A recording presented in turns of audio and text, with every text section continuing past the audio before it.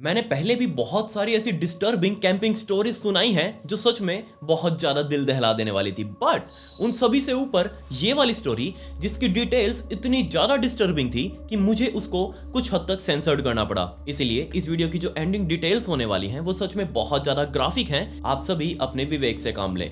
But उससे पहले आप सभी अपना बैग पैक करिएगा, क्योंकि आप सभी को अभी कैंपिंग ट्रिप पर निकलना है मेरे साथ। अपने सामान में खाने वाले टिफिन के अंदर लाइक बटन को भी इंक्लूड करना, क्योंकि रात होते ही हमें इसे दबा दबा कर खाना है। कमेंट्स में पिक में लिख दें, सब्सक्राइब बटन के ऊपर भी क्लिक कर दें। Let's dive in.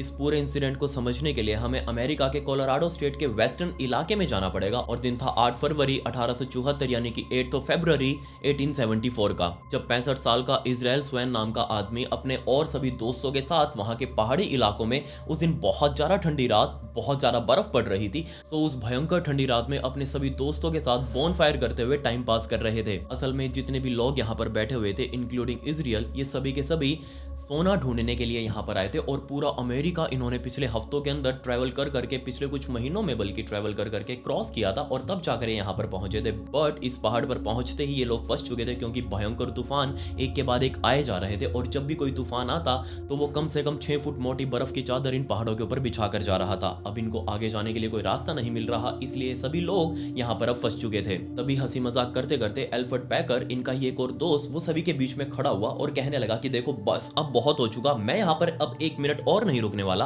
पिछले इतने लंबे टाइम से हम इस पहाड़ के ऊपर फंसे हुए हैं, अब हमें यहाँ से निकलना चाहिए। मुझे लगता है कि मुझे यहाँ से निकलने का एक छोटा रास्ता पता है और वो हमें यहाँ से सीधा 2 हफ्ते के अंदर इस पूरे पहाड़ को क्रॉस करवा देगा। अब पहले जितना मौसम खराब नहीं है, इसलिए हम सभी को यहाँ से निकलना चाहिए। वो बहुत जोर जोर से चिल्ला चिल्लाकर अपने सभी साथियों को बोलने लगा कि देखो हम यहाँ पर बैठने के लिए नहीं आए हैं, हम यहाँ पर टाइम पास करने के लिए नहीं आए हैं, हमें यहाँ से निकलकर सीधा ब्रैकेन रिज, जो कि इनका मेन डेस्टिनेशन होने वाला था, वहीं पर जाकर इनको सोने की तलाश शुरू करनी थी। सो ये समझाने लगा कि देखो हम यहाँ पर बैठने नहीं आए हैं, हमें ब्रैकेन रिज पर्वत पर किसी भी तरीके से पहुंचना पड़ेगा और वहीं जाकर अब हम आराम करेंगे, हमें यहाँ से तुरंत निकलना पड़ेगा, जितनी जल्दी निकलेंगे उतना बढ़िया हमारे लिए होगा। ये बात बोलकर एल्फ्रेड नीचे बैठा और सभी लोग अब सोच में पड़ गए कि आखिर उनको क्या करना चाहिए। और तभी इजराइल, जो कि उसके सामने बैठा हुआ था, वो भी सोच में पड़ गया कि ये जो कह रहा है क्या ये चीज पॉसिबल है भी या नहीं, क्योंकि किसी को भी एल्फ्रेड के ऊपर पूरे तरीके से विश्वास नहीं था। असल में उसको मिर्गी के दौरे वगैरह आते थे और आपको पता है कि जब इतने भयंकर मौसम के अंदर अकेले पर्वतों के ऊपर चढ़ाई करना,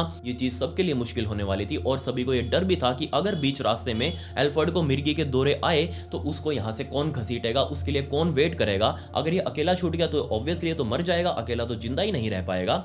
अगर ये बीच में इसको मिर्गी के दौरे आए तो इसको कौन संभालेगा। इजराइल अभी भी थोड़ा सा कंफ्यूज, बेशक उसको पता था कि एल्फ्रेड जो बोल रहा है वो चीज कुछ हद तक पॉसिबल है और यही चीज उनको आगे करनी भी है। वो सिर्फ मौसम के ठीक होने का वेट कर रहे हैं, आज नहीं तो कल उनको ये चीज करनी पड़ेगी। बट इजराइल सिर्फ ये सोच में था कि क्या सच में उसको एल्फ्रेड के साथ जाना चाहिए। उसको पता है कि एल्फ्रेड कुछ भी बोलता है तो वो कुछ मतलब के साथ बोलेगा, ऐसे तो वो हवा में नहीं बोलेगा। और सभी लोग अब क्योंकि यहाँ बैठ बैठ कर परेशान हो चुके थे तो सभी का मन भी था यहाँ से निकलने का। तभी इजराइल का ध्यान एल्फ्रेड के साइड में बैठे हुए एक और व्यक्ति के ऊपर गया, जो कि बहुत ज्यादा हट्टा कट्टा, देखने में थोड़ा सा काला। सो वो आदमी खड़ा हुआ और उसकी शक्ल को देखकर इजराइल समझ चुका था कि एल्फ्रेड की बातों से ये आदमी बिल्कुल भी खुश नहीं है। असल में ये आदमी यहीं का लोकल, इसने बीच में खड़े होकर कहा कि देखो एल्फ्रेड, जो तुम कह रहे हो ये चीज बिल्कुल भी पॉसिबल नहीं है। अगर तुम अपने दोस्तों को लेकर यहाँ से निकले तो तुम सब मारे जाओगे, इसलिए यहाँ से निकलने की तो बिल्कुल भी मत सोचना। ये बोलकर वो हट्टा कट्टा आदमी नीचे बैठ चुका था। अब इसकी बात सुनते ही जितने भी लोग यहाँ पर बैठे हुए थे सोना ढूंढने वाले, ये सभी कंफ्यूजन में पड़ गए, क्योंकि जिसने बात कही थी ये कोई आम इंसान नहीं था, इनकी तरह सोना ढूंढने वाला नहीं था, ये यहाँ का लोकल था। इसको अच्छे से पता है यहाँ का मौसम के बारे में,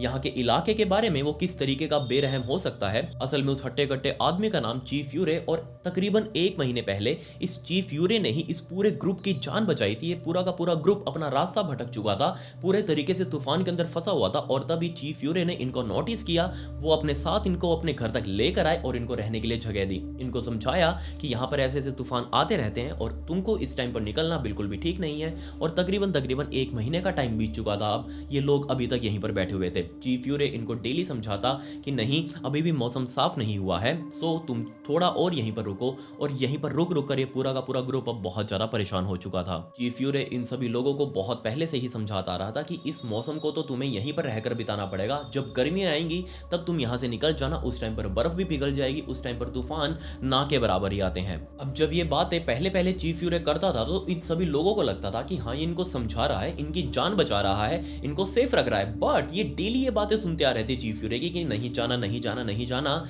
इस वजह से सभी लोग बहुत ज्यादा इरिटेट हो चुके थे, क्योंकि ये सभी लोग अपना घर बार छोड़कर सोना ढूंढने के लिए आए थे। यहाँ पर ऐसे टाइम पास करने के लिए नहीं आए, यहाँ पर कैंपिंग करने के लिए नहीं आए। इन सभी को सोना चाहिए था किसी भी हाल में, और जल्दी से जल्दी वहां पर पहुंचकर इनको सोना ढूंढना भी था। अगर ये नहीं पहुंचेंगे तो और भी लोग थे जो अलग अलग तरीके से अलग अलग जगह से उठ उठकर ब्रैकन रिज पर जा रहे थे वहां सोना ढूंढने के लिए। सो अगर ये लोग टाइम पर नहीं पहुंचे तो इनको सोना लगभग ना के बराबर ही मिलेगा। इनफैक्ट इजराइल के ऊपर तो सबसे ज्यादा प्रेशर था सोने को ढूंढने का, क्योंकि उसकी उम्र 65 साल की हो चुकी थी।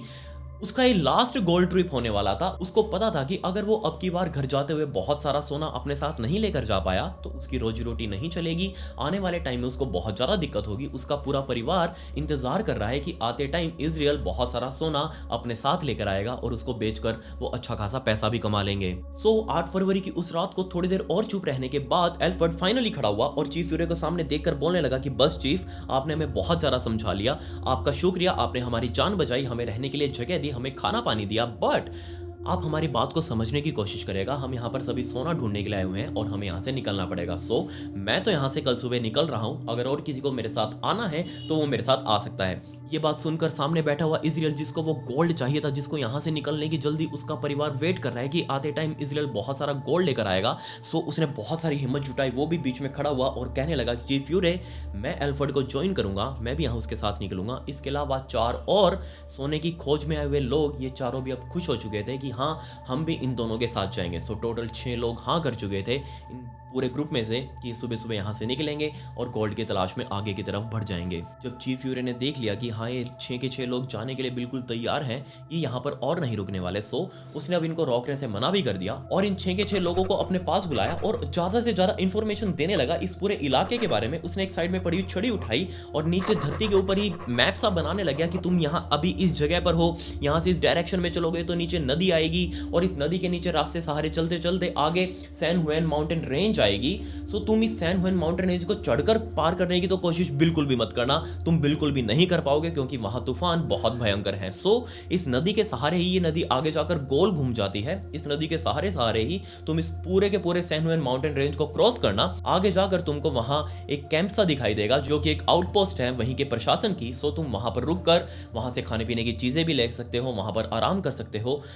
तुम्हारा ये सारा प्लान होना चाहिए। ये सारी बातें बताकर चीफ यूरे वहां से उठे, अपने घोड़े पर बैठे और वहां से अपने घर के लिए निकल चुके थे। बाकी जितने भी लोग इंक्लूडिंग एल्फ्रेड और इजराइल, ये सभी के सभी अपने कैंप में जा चुके थे रात बिताने के लिए, क्योंकि अर्ली मॉर्निंग एल्फ्रेड, इजराइल और बाकी 4 लोगों को आगे की तरफ निकलना था। अगली सुबह ये 6 के 6 लोग जल्दी उठकर इन्होंने सारा सामान अपना पैक करना शुरू किया।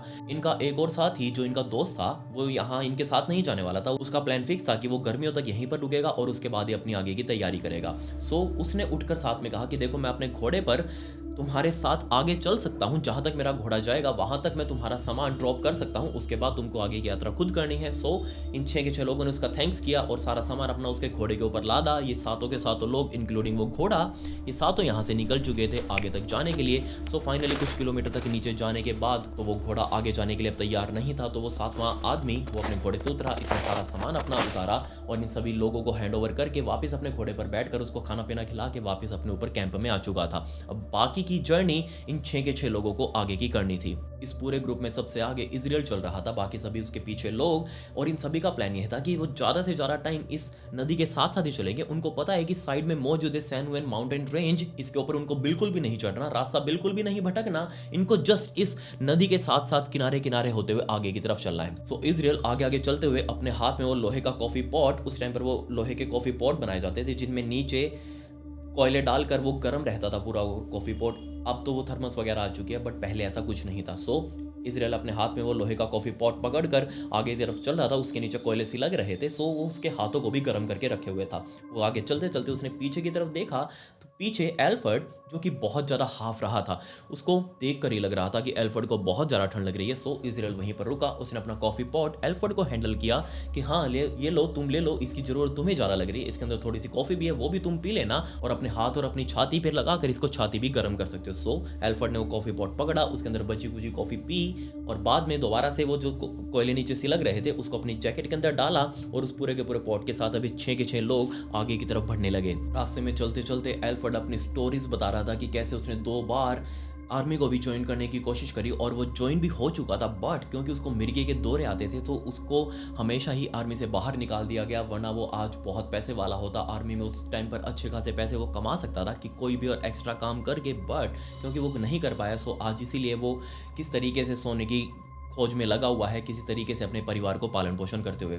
पीछे चल रहा इजराइल उसकी सारी बातें सुन रहा था। अब इजराइल 65 साल का, एल्फर्ड वो 30 साल का। एल्फर्ड हमेशा से ही इजराइल को इस पूरे ट्रिप के अंदर एक फादरली फिगर की तरह देखता था, क्योंकि वो उससे दुगने से भी ज्यादा उम्र में बड़ा था इजराइल।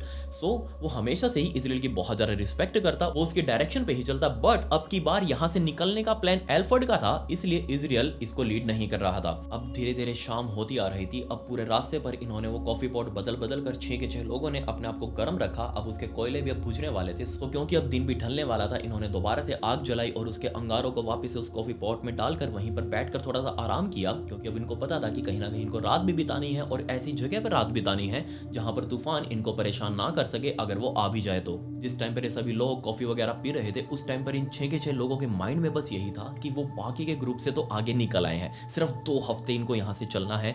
2 हफ्ते बाद वो ब्रैकेन रिज के पास तक पहुंच जाएंगे और वहां जाकर सोने की खुदाई करेंगे। ये सोने से सिर्फ और सिर्फ 2 हफ्ते की दूरी पर हैं। बाद में ये बहुत अमीर हो जाएंगे। ये सभी लोग अपने आप को बस कॉन्फिडेंस दे रहे थे कि किसी तरीके से 2 हफ्ते निकल जाए और उसके बाद सब कुछ सही हो जाएगा। 2 हफ्तों का टाइम बीत चुका था। अभी तक इन लोगों को चलते चलते उस आउटपोस्ट तक पहुंच जाना था जो प्रशासन ने बनाई थी। वो स्टॉप पॉइंट बनाया था जहां पर प्रशासन खुद बैठा रहता है, वहां का उस पोस्ट तक पहुंच जाना था। बट अभी तक एल्फर्ड, इजराइल और बाकी के वो 4 सोने की खोज में निकले लोग, ये 6 के 6 लोग, इनमें से एक भी व्यक्ति उस आउटपोस्ट तक नहीं पहुंचा, जबकि उनको यहां तक आ जाना चाहिए था। और बाद में यहां पर रुक कर कुछ दिन आराम करके कुछ टाइम बाद इनको ब्रैकेन रिज के लिए ट्रैवल करना था। इसके बाद भी अगले 2 हफ्ते बीत गए, मतलब अब टोटल 1 महीने के आसपास का टाइम बीत चुका था। लेकिन अभी तक ये 6 के 6 लोगों का ग्रुप उस आउटपोस्ट तक नहीं पहुंचा, जिसका मतलब साफ था कि कुछ ना कुछ तो जरूर हुआ है। दिक्कत यहाँ ये थी कि जिस टाइम पर ये 6 लोग निकले थे, इस बात में कोई शक नहीं कि उस टाइम पर मौसम के अंदर सुधार आ रहा था, लेकिन इनको निकले 3-4 दिन ही हुए थे और 3-4 दिनों बाद दोबारा से वो भयंकर बर्फ के तूफान ऊपर आसमान में बन चुके थे और बहुत भयंकर बर्फबारी पूरी वैली के अंदर हो चुकी थी, पर्वतों के ऊपर हो चुकी थी। बहुत मोटी मोटी बर्फ की चादरें बिछाई जा चुकी थी प्रकृति द्वारा। और दूसरी सबसे बड़ी बात, ये 6 लोग यहाँ से निकले थे, या तो ये बात चीफ यूरे को पता थी या फिर उनके बाकी दोस्तों को पता थी जो अभी तक वहीं रुके थे गर्मियों में, जिनका निकलने का प्लान था। नीचे वो जो आउटपोस्ट थी उनमें से किसी को पता ही नहीं था कि यहाँ पर कोई 6 लोग आने वाले हैं या फिर 6 लोग वहां से निकले हुए नीचे की तरफ आने के लिए, क्योंकि उस टाइम पर कम्युनिकेशन का कोई भी साधन ही नहीं। आज तो मोबाइल वगैरह है, मैसेज वगैरह कहीं भी पहुंच सकते हैं, लेकिन उस टाइम पर ऐसा कुछ भी नहीं था। अगर चीफ यूरे को भी पता लग जाता कि वो लोग नीचे अभी तक नहीं पहुंचे तो भी वो कुछ नहीं कर सकते, क्योंकि मौसम बहुत ज्यादा भयंकर था। जिसका साफ मतलब ये था कि वो 6 लोग कहीं ना कहीं इस दुनिया के अंदर गुम हो चुके हैं, लेकिन कोई भी नहीं जानता उनके बारे में कि वो गुम हुए हैं। ना ही उनके वो दोस्त, ना ही चीफ यूरे, ना ही नीचे वो आउटपोस्ट वाले लोग। ये जानते हैं तो सिर्फ और सिर्फ वो 6 के 6 लोग खुद जो गुम हुए हैं। 16 अप्रैल 1874 यानी कि 16 अप्रैल 1874 का दिन आ चुका था। रफली 2 महीने से भी ज़्यादा का टाइम बीत चुका था इन 6 लोगों को निकले हुए नीचे की तरफ आने के लिए, बट अभी तक ये लोग नहीं पहुंचे। 16 अप्रैल 1874 की दोपहर के टाइम पर नीचे वो आउटपोस्ट जो बनी हुई थी उस वैली के अंदर, उस आउटपोस्ट के अंदर बैठे हुए अधिकारी आराम से अपना काम कर रहे थे। तभी उन्होंने अपने दरवाजे के ऊपर किसी की बहुत जोर से खटखटाहट सुनी, और जैसे उनमें से एक अधिकारी ने उठकर दरवाजा खोला तो उनके सामने एक बहुत ही अजीब सा आदमी, एक बहुत ही डरावना, जिसकी दाढ़ी बहुत ज्यादा बड़ी हुई थी, जिसके बाल बहुत ज्यादा बड़े हुए थे, शरीर के ऊपर जगह जगह हल्के फुल्के चोटों के निशान, और ऐसा लग रहा था जैसे महीनों से इस आदमी को खाना पानी ना मिला हो। वो आदमी इनके दरवाजे के ऊपर खड़ा था, और जैसे इन लोगों ने वो देखा, उसको तुरंत हाथ पकड़कर अंदर की तरफ लिया, अंदर उसको सीट पर बैठाया और नीचे जो आग जला रखी थी, अंगीठी से जल रही थी, वो उसके पास करी और वेट कर रहे थे कि कभी आदमी उनसे कुछ बोले कि आखिर ये कौन है और यहाँ यहाँ तक कैसे पहुंचा। इन सभी अधिकारियों ने नोटिस किया कि इस आदमी के एक हाथ के अंदर तो राइफल है और दूसरे हाथ में एक मेटल का कॉफी पॉट है, लोहे का कॉफी पॉट है, और इसको ही साथ लेकर ये आदमी अपने साथ चल रहा था। लेकिन ये नहीं पता कहाँ से आया है, कौन है, क्या करता है और यहाँ तक कैसे पहुंचा। सामने बैठा हुआ आदमी वो घूर घूर कर अपनी आंखों से इधर उधर देख रहा था। उसकी आंखें झपकाना चाह रहा था लेकिन वो झपक ही नहीं रही थी, क्योंकि उसकी आंखों की पलकें जम चुकी थी। उसकी आंखों के पलकों के ऊपर बहुत सारी बर्फ, उसके पूरे बालों के अंदर बर्फ, उसकी पूरी दाढ़ी के अंदर बर्फ। वो बस अपनी आंख हिला रहा था। सामने बैठे हुए अधिकारियों को ये तो समझ आ चुका था कि इस आदमी को बहुत ज़्यादा ज़रूरत है मदद की। तो उन अधिकारियों ने जो अपना दिन का खाना बना रखा था उसमें से थोड़ा सा खाना डालकर उसके सामने रखा और कहा कि लो, इससे चाहो तो तुम खा सकते हो, अपने आप को गर्म कर सकते हो। और वो आदमी सामने बैठा हुआ, उसने बहुत ज़ोर ज़ोर से उस खाने को खाना शुरू किया, क्योंकि ऐसा लग रहा था जैसे उस आदमी को खाना बहुत लंबे टाइम बाद मिला हो। उसने बहुत सारा गर्म पानी भी पिया और उसके बाद फाइनली उसने बोलना शुरू किया और कहा कि मेरा नाम एल्फर्ड है। अपने बारे में इंट्रोडक्शन देते ही एल्फर्ड वहाँ से खड़ा हुआ, दोबारा से इस आउटपोस्ट के बाहर गया, क्योंकि उसको बहुत ज़ोर से उल्टी आ रही थी। और उल्टी करते ही उसने सामने बैठे हुए अधिकारियों से सॉरी वगैरह फील करी, क्योंकि ऑब्वियसली इसको देखकर कोई किसी का भी मूड ऑफ हो सकता है। कोई किसी की उल्टी क्यों देखेगा।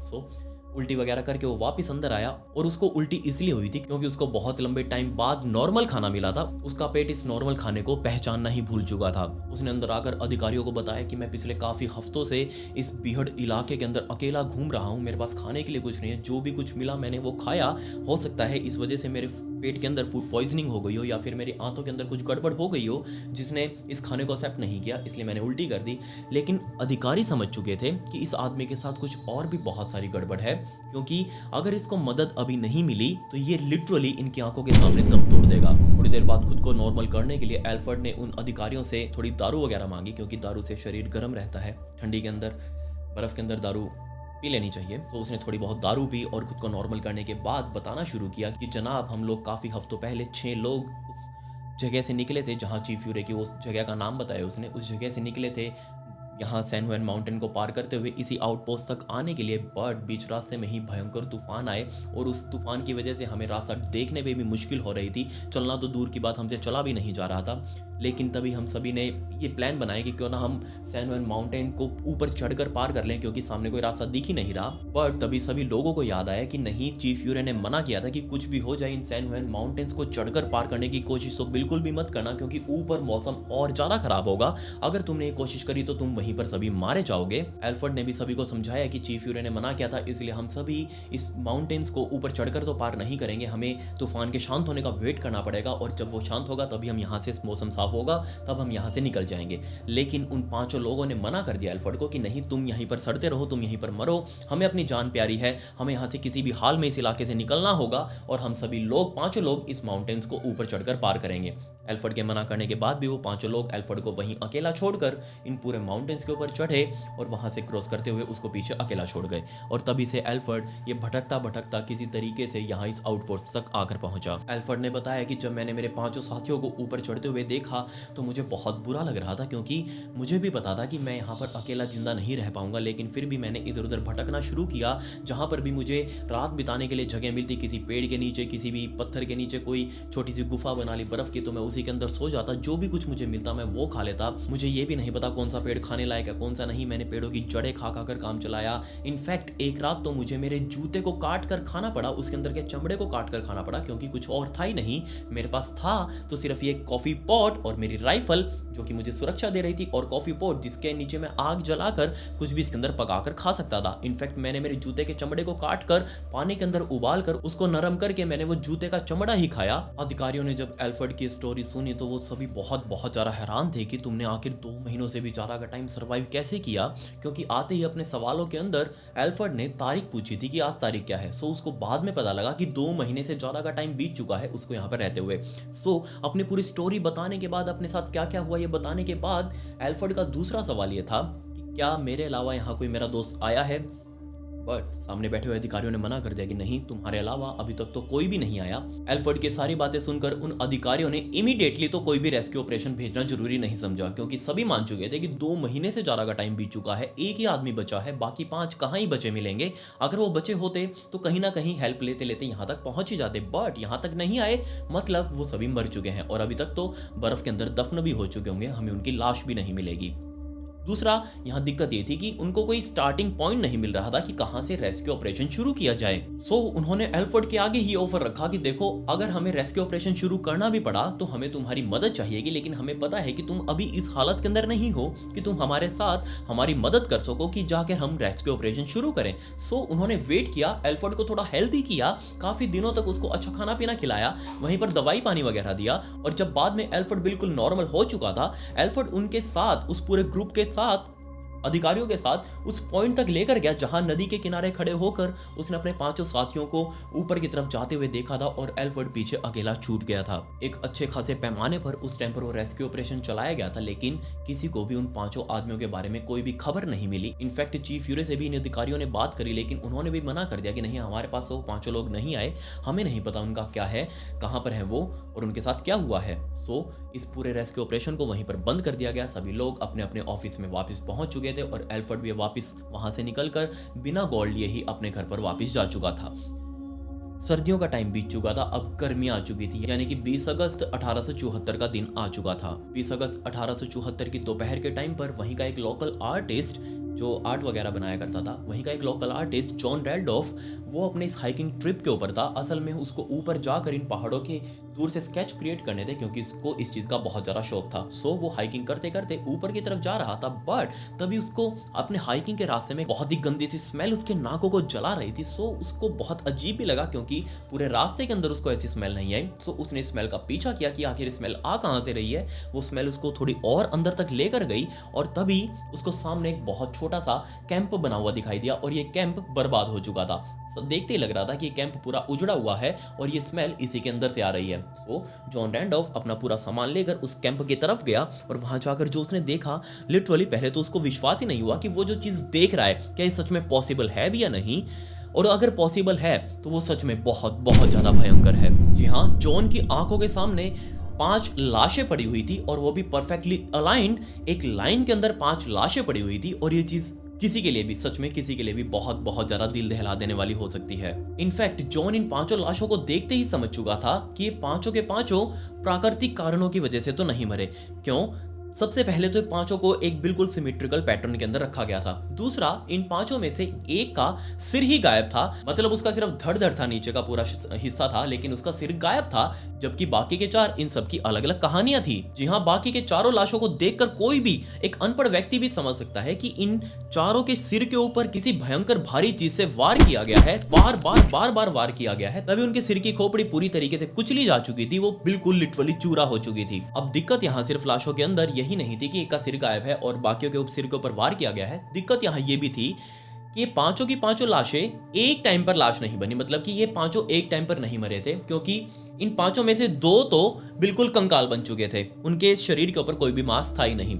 बाकी के 3 वो परफेक्टली इंटैक्ट कंडीशन में थे, उनकी हालत बहुत ज्यादा अच्छी। इनफैक्ट इनमें से एक लाश तो ऐसी थी जिसको देखकर ऐसा लग रहा था कि जैसे आदमी अभी सोया हुआ है और नींद से अभी उठ जाएगा। सिर्फ उसको लाश इसलिए माना जा रहा था क्योंकि उसके सिर के ऊपर चोट लगी थी और साथ में उसके छाती के ऊपर कट लगे थे। इनफैक्ट छाती के ऊपर कट इन 5 के लगाए गए थे। जो 3 लाशें जो बची हुई थी, जिनके शरीर के ऊपर मांस था, जो भी कंकाल नहीं बनी थी, इन तीनों लाशों के छाती के ऊपर बीच में से बिल्कुल परफेक्टली एक सीधा कट लगा हुआ था और ऐसा लग रहा था जैसे किसी ने नीचे यहाँ कट लगाकर दरवाजा बना दिया हो और ऐसे उसकी छाती को खोल दिया हो। अब बेशक उस टाइम पर जॉन बहुत ज्यादा डर भी चुका था और उसको वहां पर भयंकर स्मेल भी आ रही थी, तो वो वहां से भाग सकता था। बट जॉन के अंदर इतनी ज्यादा क्यूरियोसिटी थी ये जानने के लिए कि इन 5 के साथ क्या हुआ है, सो वो और ज्यादा पास में गया, उनके वो कैंप के अंदर उठाकर सामान को देखने लगा कि आखिर यहाँ पर कुछ पड़ा या नहीं पड़ा, जिससे कुछ पता चल सके कि इन 5 के साथ क्या हुआ है। उसने आसपास की चीजों को देखना शुरू किया और दोबारा से आकर इन 5 लाशों को ऊपर से खड़ा होकर देखने लगा और तब उसने नोटिस किया कि इनके शरीर के ऊपर जो कट लगाए गए हैं वो बहुत ज्यादा सिमेट्रिकल हैं, बहुत ज्यादा परफेक्टली लगाए गए हैं। इनफैक्ट ये कट्स सर्जिकल ब्लेड से लगाए गए हैं और ये काम कोई इंसान ही कर सकता है, और वो भी वो इंसान जिसको परफेक्टली कट इस तरीके से लगाने आते हो। जी हाँ, इन लाशों के ऊपर लगे हुए कट कोई रैंडम नहीं थे कि किसी ने हवा में चाकू घुमाया हो और इनको चोट लग गई हो। साफ देखकर ऐसा लग रहा था कि इन सभी के शरीर को काट कर उसके अंदर से परफेक्टली तरीके से मांस को बाहर निकाला गया है। इसके अलावा इन 5 लाशों के पास ही जलाई हुई लकड़ियों के निशान भी थे। इसके अलावा उन जलाई हुई लकड़ियों से कुछ दूर तक फुटस्टेप्स भी जा रहे थे जो कि गहरे जंगल में उसको लेकर जा रहे थे। सो इस जॉन ने उन फुटस्टेप्स का पीछा करना शुरू किया और जैसे ही वो उन फुटस्टेप्स का पीछा करते करते आगे की तरफ गया जंगल के अंदर, उसको सामने एक छोटा सा कैबिन बना हुआ दिखाई दिया। अब ऑब्वियसली इस कैबिन को देखते ही जॉन बहुत ज़्यादा डर गया, क्योंकि उसके माइंड में ये था कि हो सकता है जिसने भी इन व्यक्तियों को यहाँ पर मारा हो वो व्यक्ति अभी भी उस कैबिन के अंदर हो और वो उसको भी यहाँ पकड़ ना ले और उसका भी यही हाल ना कर दे, कहीं 5 की जगह 6 लाशें ना हो जाएं। सो जॉन ने अपनी राइफल को कंधे से उतार कर आगे की तरफ निकाला, उस कैबिन की तरफ किया और धीरे धीरे उसके पास जाने लगा, क्योंकि उसको लग रहा था कि हो सकता है अंदर कोई हो और वो उसके ऊपर हमला कर दे।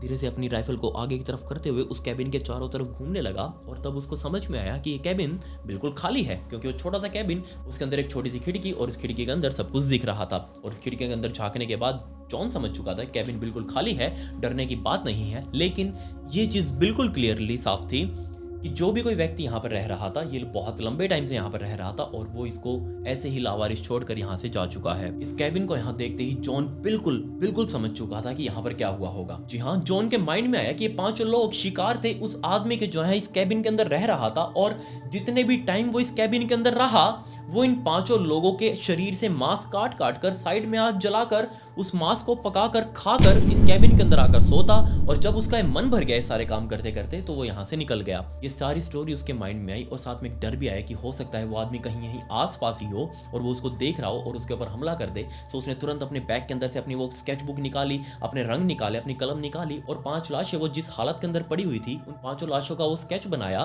ताकि नीचे जाकर वो सभी को समझा सके कि एक्चुअल में ऊपर का क्राइम सीन कैसा था। वो अपने स्केच को बनाकर तुरंत वहां से नीचे की तरफ भागा, नीचे सरकारी प्रशासन के पास गया, वहां जाकर सब कुछ बताया, पुलिस वालों को साथ लेकर ऊपर की तरफ आया, वापस दिखाया कि जनाब ये देखिए 5 लाशें यहाँ पर पड़ी है। 5 लाशों को कब्जे में लिया गया और अब पुलिस इस केस की जांच करने वाली थी। जांच के अंदर ही जॉन ने बताया कि जनाब आप जांच करो, इससे पहले मैं आपको बता दूं, मुझे लगता है ऐसा कि एक आदमी उस कैबिन के अंदर रहता होगा, उसने इन 5 लोगों को मारा और धीरे धीरे टाइम के साथ काट कर इनके शरीर से वो मांस को पका कर खाने लगा, और जब उसका मन भर गया होगा वो यहाँ से इनको ऐसे ही छोड़ के चला गया। और जॉन अपनी इस बात के लिए बिल्कुल सही भी था। जी हाँ, बाद में पता चला कि एल्फर्ड जो कि उस आउटपोस्ट तक पहुंचा था उन अधिकारियों के पास बिल्कुल बदहवास हालातों के अंदर, जिस टाइम पर एल्फर्ड को 5 लोग छोड़कर उस नदी के किनारे ऊपर की तरफ गए थे उन माउंटेन्स के अंदर, और जैसे ये लोग उस जगह पर पहुंचे जहां पर इन्होंने अपना वो कैंप लगाया, कोई आदमी था जिसने इन 5 व्यक्तियों के ऊपर पीछे से वार किया, इनकी जान लेकर बाद में इनको पका कर खाने लगा और बाद में उसका मन भर गया, वो यहाँ से चला गया। और ये सारे कांड करने वाला आदमी कोई और नहीं बल्कि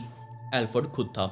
जी हाँ, 30 साल का एल्फर्ड जो कि उस बॉन फायर के अंदर बैठे हुए जब इजराइल ने खड़ा होकर कहा था कि मुझे तो यहाँ से निकलना है, मैं यहाँ से जाऊंगा, मुझे यहाँ पर नहीं रहना अब, और उसका सबसे पहले साथ देने वाला 30 साल का एल्फर्ड इतने लंबे टाइम तक इस बेहद ही वीरान बीहड़ इलाके के अंदर जिंदा रहना कोई हलवा नहीं था, क्योंकि उसके पास आग जलाने का साधन था, उसके पास पकाने के लिए वो कॉफी पॉट था। वो इन सभी चीजों के सहारे इतने लंबे टाइम तक इस बेहद ही वीरान इलाके के अंदर जिंदा रहा। अब ये सारा काम एल्फर्ड ने क्यों किया, कैसे किया, कब किया, उस टाइम पर इतनी ज्यादा साइंस मौजूद नहीं थी, फोरेंसिक साइंस वगैरह नहीं थी जो ये सब कुछ पता लगा सके। बट इन्वेस्टिगेशन के अंदर सामने आया कि 4 लोग, ये जो 5 विक्टिम थे एल्फर्ड के, उनमें से 4 लोगों की जान तब ली गई थी जब वो सो रहे थे, और एक की जान तब ली गई जब वो पूरे तरीके से होश में था, क्योंकि उसके शरीर के ऊपर स्ट्रगल मार्क्स थे। मतलब कि जब एल्फर्ड उसके ऊपर हमला कर रहा होगा, उसकी जान ले रहा होगा, तब वो आदमी उससे लड़ रहा था। और ये आदमी लड़ने वाला कोई और नहीं बल्कि इजराइल था, 65 साल का इजराइल,